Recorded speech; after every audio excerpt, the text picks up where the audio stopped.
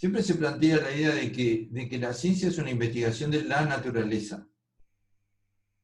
No, no una investigación del alma, por ejemplo, o una investigación eh,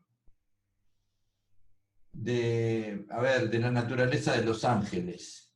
De qué son los ángeles, los serafines, los querubines. Entonces el objeto de la ciencia es la naturaleza. ¿Y cómo nos relacionamos con la naturaleza en principio? ¿Alguien que me diga cómo les parece que nos relacionamos con la naturaleza en principio?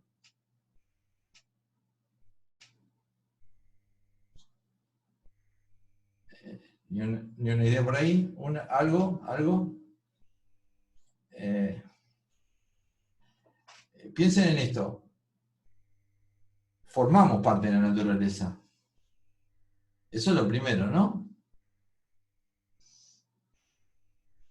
La primera relación es que estamos integrados en la naturaleza. ¿Y eso qué implica? Que si vamos a investigar la naturaleza, de alguna manera, ¿no nos estamos investigando a nosotros mismos?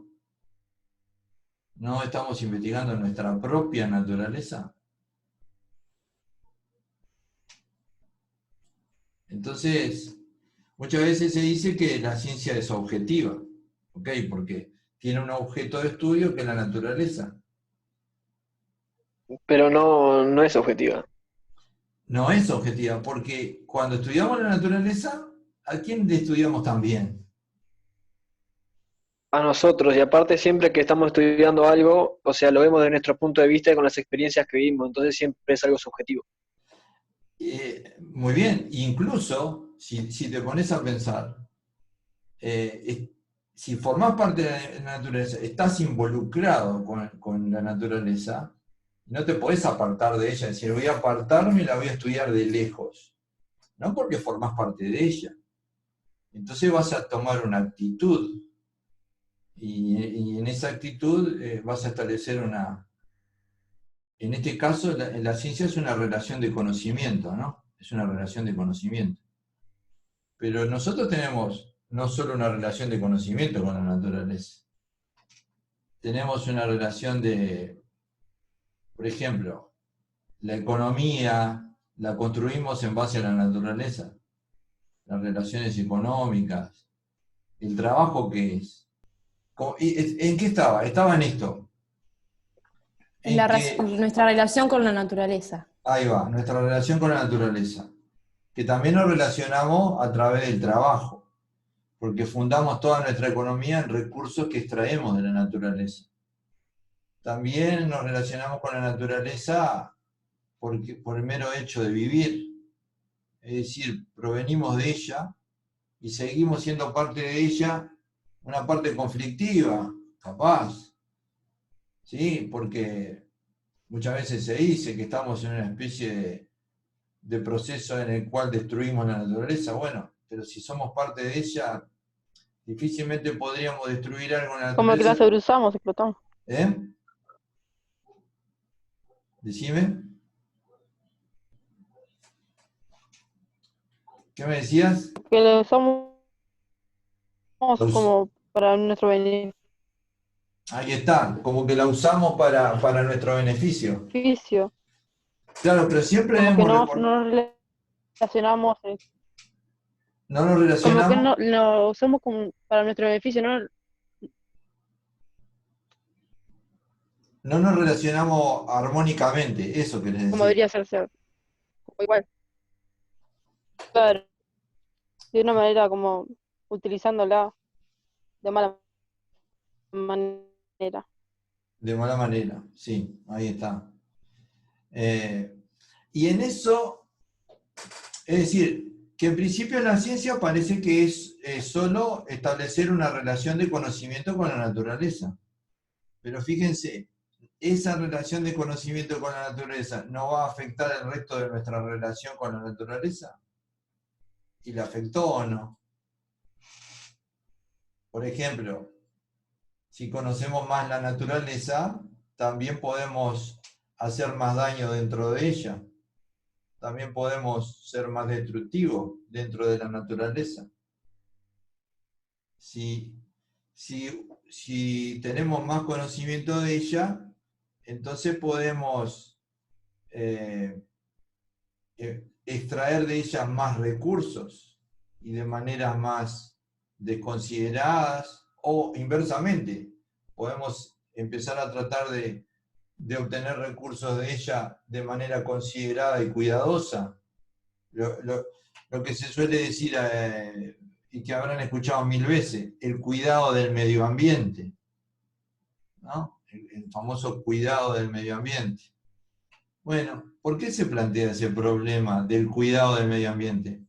Porque la ciencia no es solo una relación de conocimiento, sino que es una relación de conocimiento que genera cambios en el resto de nuestras relaciones con la naturaleza, o sea, en el resto de nuestras relaciones con el mundo.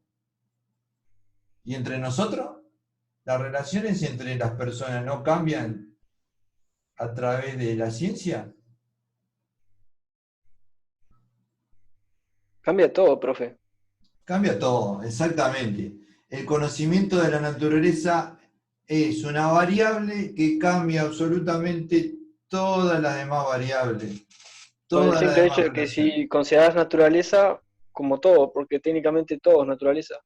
Exactamente. Y ahí viene otro aspecto que hay que considerar. Eso que está diciendo. El conocimiento científico, si uno considera que la naturaleza es todo, que nos incluye, y que es todo lo que podemos por lo menos directamente conocer, es un conocimiento universal. La ciencia es un conocimiento universal, que esté compartimentado, ¿no? El químico, química, el físico, física. Eso no significa que deje de ser un conocimiento universal, y de alguna manera por eso la ciencia surgió con la filosofía, porque la filosofía es la búsqueda del conocimiento universal. Entonces la ciencia sigue siendo filosófica, pero al mismo tiempo, como ese conocimiento al ir acumulándose cambia todas nuestras demás variables, la economía, la relación entre las personas, las formas de poder, las formas de obtener recursos, las formas de comunicación, las formas de transporte. A ver, podría seguir así como hasta mañana, ¿no? Como hasta mañana. Y entonces, si uno se pregunta cuál es la importancia de la ciencia, la respuesta es toda la importancia. O sea, en donde no importa, es imposible decir dónde no importa la ciencia. Pero volvamos a eso, volvamos al método. Si es universal, ¿no necesitaría como una especie de método universal? ¿No tendría que haber un método general o alguna pauta general para cualquier científico cuando investiga? Algunos dicen que la ciencia debe ser objetiva, y sabemos que objetiva no puede ser porque estamos involucrados en el propio objeto de estudio. Ya nosotros somos parte de la naturaleza, es muy difícil ser objetivo. Bueno, pero supongamos que pretendemos ser objetivos. ¿Qué querrán decir los que dicen que la ciencia tiene que ser objetiva? ¿Qué querrán decir? Capaz que no quieren decir exactamente que no nos involucremos. ¿Se les ocurre? ¿No querrán decir, por ejemplo, lo que decía de alguna manera Descartes? Que no hay que involucrar las emociones. Sí, obvio, tratar de aportar lo más posible nuestros sentimientos, no sé cómo decirlo, pero sí. Dejar de lado O sea, los tratar de sentimientos. razonar y ser racionales. Ser racional. Y parece que los que dicen que tenemos que ser objetivos es que tenemos que dejar de lado cosas que perturben esa racionalidad, como los sentimientos, las emociones, el miedo, los afectos, todo eso Claro, dejarlo pero si de haces lado. eso, por ejemplo, tenés que dejar de lado la curiosidad. Y si dejas de lado la curiosidad y dejas de curiosear, no vas a ir a investigar el conocimiento, eso que querés conocer. O sea que tampoco en ese punto se puede ser tan objetivo como se pretende. porque hay ciertos Exacto. sentimientos que acompañan al científico. Por ejemplo, antiguamente el filósofo Aristóteles decía que uno de los sentimientos que deben acompañar al que busca la ciencia es el asombro. Que vos decís, justamente vos dijiste curiosidad. Curiosidad. Y que tiene que ver con el asombro la curiosidad, ¿no? O sea, si no te asombras de nada, es porque no estás curioseando, por decirlo de un modo. Es decir, si no tenés una mirada de interrogación frente a las cosas que experimentás. Voy a dar un ejemplo que es un ejemplo que forma parte de mi costumbre hacerlo, ¿no?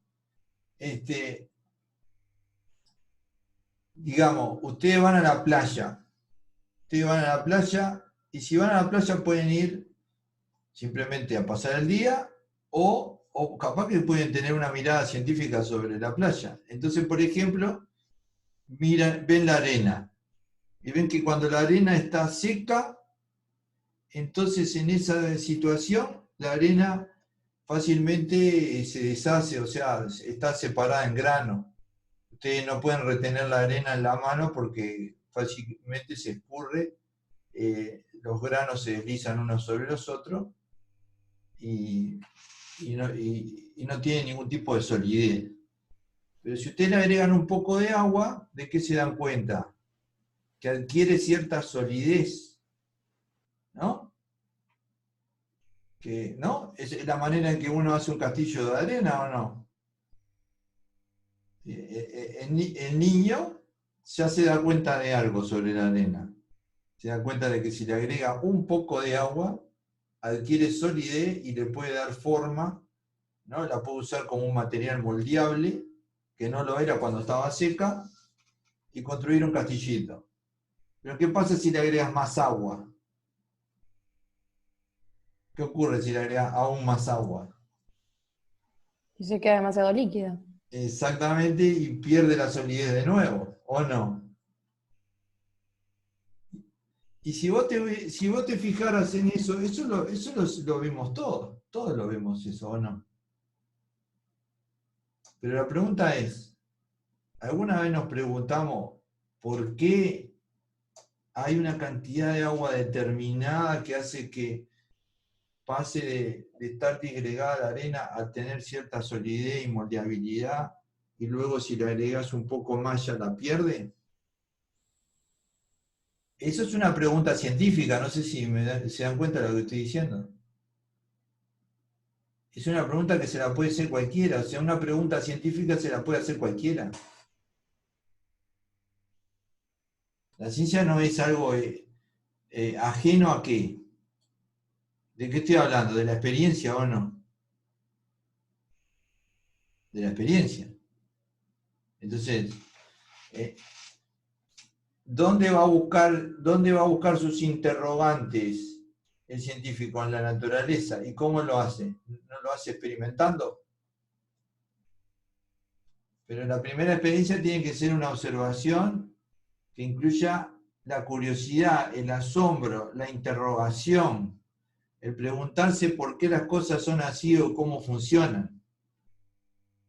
Si nunca te lo preguntás, nunca vas a hacer ciencia. Eso que estoy diciendo tiene que ver con esto. Hay gente que dice, pero si ya tiene todos esos años, esa persona seguramente aprendió mucho de su experiencia. ¿No se suele decir? ¿No se suele decir que la gente aprende de la experiencia? ¿Realmente tener experiencia significa que aprendés de la experiencia? No, ¿Y dónde está la diferencia?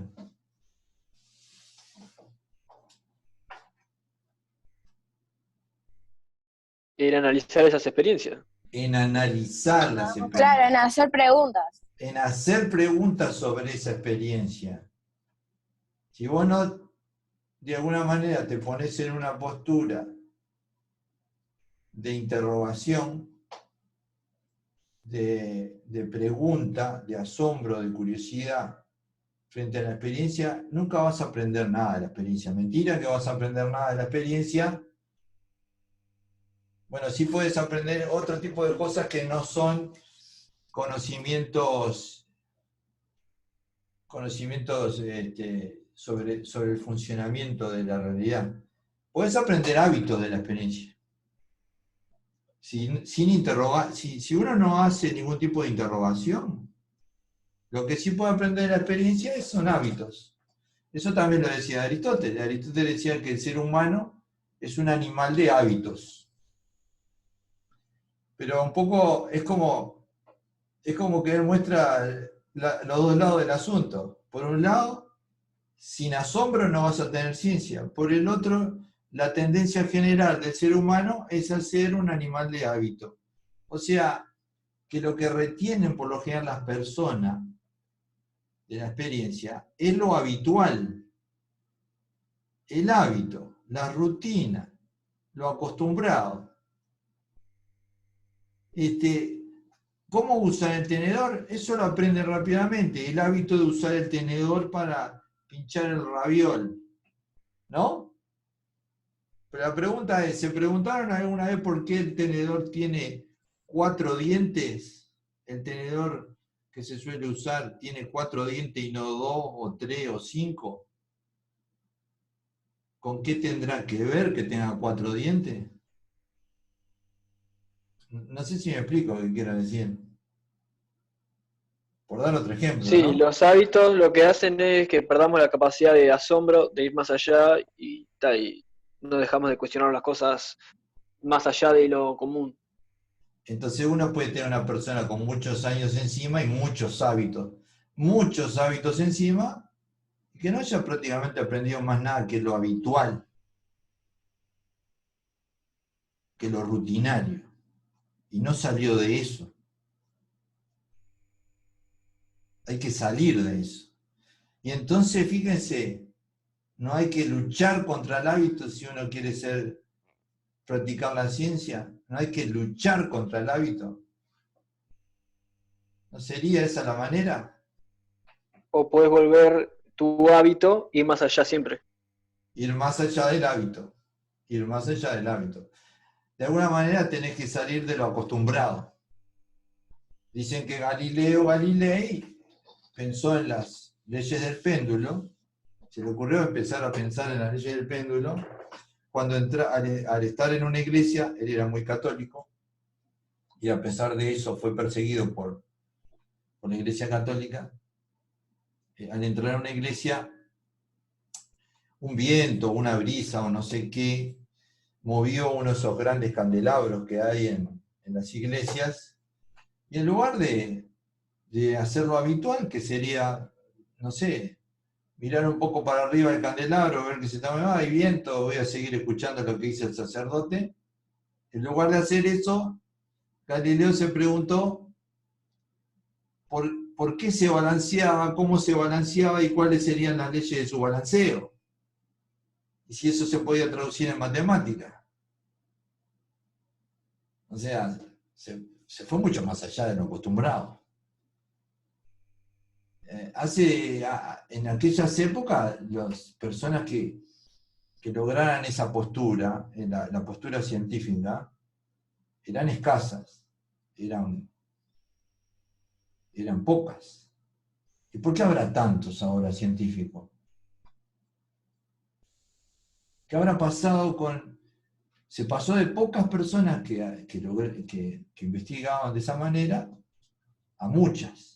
¿Qué habrá pasado para que ahora los científicos sean no solo muchos, sino muy bien considerados y para nada perseguidos? Es más, son buscados, ¿no? No hay ningún gobierno o empresa en este mundo que no quiera tener a los científicos de su lado. ¿Qué habrá pasado? Pasaron muchas cosas, profe, pero entre otras que el poder de la iglesia disminuyó y no se perseguía a las personas que buscaban el conocimiento. Quizá la pérdida de ese poder de la iglesia tiene que ver con el avance de la ciencia, sí, porque hay algunas aspectos de la cultura que quedaron en manos de la ciencia y ya no de la religión. Pero sin duda que la ciencia rindió frutos. Lo que decíamos antes, ¿no? Rindió frutos porque cambió un montón de aspectos de nuestra vida. Por ejemplo, la salud. ¿Qué más importante que la salud? Se vive más tiempo, se tienen medicinas, se tiene, no sé, en fin, se tienen tratamientos, se tienen elementos para evitar el dolor, que es una de esas cruces con las que cargamos, ¿verdad? Pasar de hacer cortes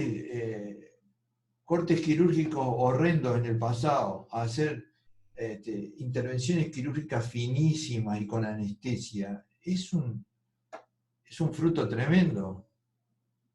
Y todos esos frutos hacen que, bueno, evidente, el resto de la gente que dice, ah, no, de este tipo de gente, estos científicos son gente maravillosa, queremos más ciencia porque nos da fruto. Yo me pregunto, y ustedes pregúntense, si la ciencia no rindiera tales frutos, ¿habría tantos científicos? ¿La gente sería tan interesada por la ciencia?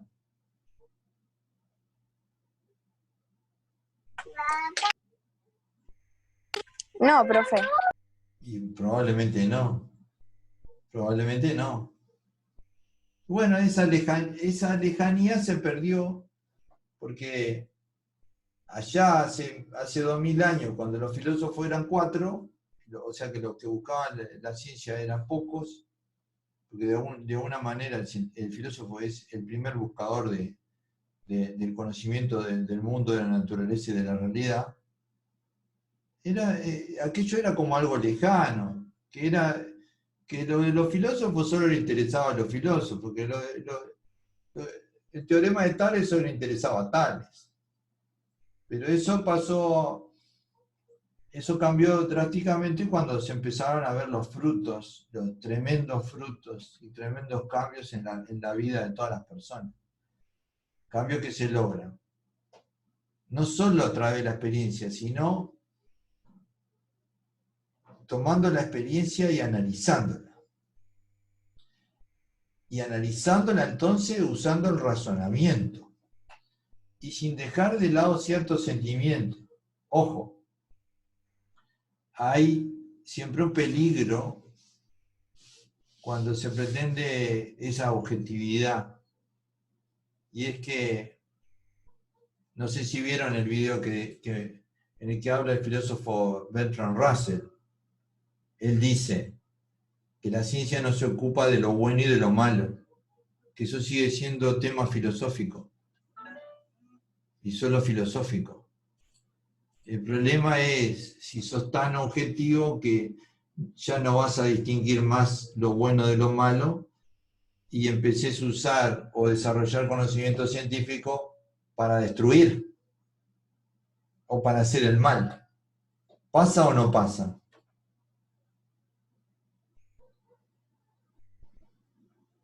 ¿Pasa que la ciencia también tiene desarrollos que contribuyen a la destrucción o no? Sí, pero no es que a veces, o sea, no siempre son los científicos que lo crean con esa intención, sino las personas que tienen el poder, que están más arriba, que utilizan ese conocimiento para hacer el daño. Muchas Yo creo veces que es así. el científico lo que quiere es el conocimiento. Muchas veces es así, pero sí es cierto también que muchas veces los científicos participan de ese tipo de objetivos. El ejemplo, y con esto cierro, ¿no? El ejemplo más claro es el llamado Proyecto Manhattan, en el cual un grupo de científicos, de los más afamados en física teórica y en física del átomo, se dedicaron a crear la bomba atómica. Habría que cuestionarse sobre sus intenciones, etc. Pero estaban creando un elemento de destrucción. Entonces hay que tener cuidado con la idea de objetividad y discutirla, pienso yo. Que el científico tiene que ser tiene que pensar que el conocimiento que busca de la naturaleza esté al servicio de la humanidad en todo momento. En todo momento. Bueno, o sea, ¿algún comentario que quieran dejar por ahí?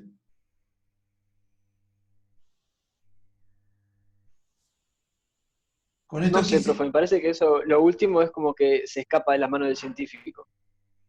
Porque Sí, puede que lo hizo con las mejores intenciones, pero otra persona lo utiliza para algo malo, entonces como que no sé si está bueno tampoco privarnos, o sea, dejar el conocimiento aparte por lo que puede pasar, porque en ese caso no estaríamos donde estamos ahora. bueno, pero quizá debamos discutir eso, ¿no? Quizá, por ejemplo, la próxima podríamos discutir si no hay ciertos límites en lo que uno puede investigar o en lo que uno puede plantear como investigación científica. Lo que en la moralidad La del moralidad, conocimiento. claro, si no hay como una especie de límites morales para lo que se pueda desarrollar como conocimiento, porque se puede desarrollar conocimiento sobre cosas como cómo torturar mejor. No sé si me estoy explicando claramente lo que estoy diciendo. Debería haber un límite por algún lado. O sea, las condiciones morales de la ciencia también deberían ser discutidas. Deberían ser discutidas, creo. Es una de las cuestiones que están en el tapete desde hace tiempo, ¿no? Y ahora muchas veces las investigaciones se hacen con la participación de gente experta en ética, por ejemplo.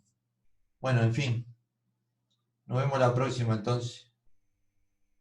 Gracias por la participación y vamos a ver si encaramos por ese lado la próxima. Bueno, muchas gracias, profe, nos vemos. Nos Nos vemos, vemos. profe. Yo, profe. Chao. Chao. Chao, profe.